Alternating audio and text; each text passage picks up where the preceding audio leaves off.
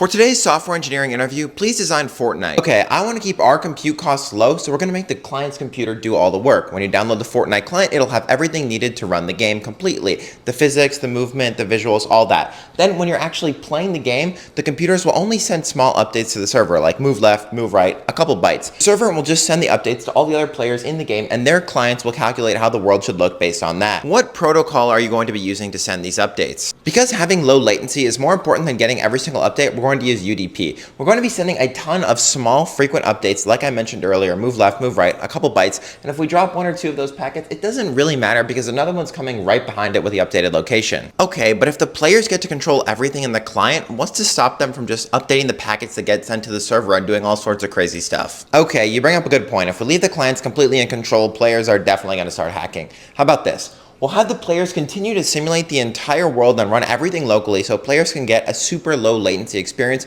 but on the server side, we'll maintain an authoritative state of the game, exactly how the world should look according to all the rules that we mandate. What happens if the client drops a few packets or the client predicts something other than the authoritative state of the server? If the client does something wrong, then the server's authoritative state will correct that and the player will snap back to where they should have been. This is kind of like what lag feels like in a game.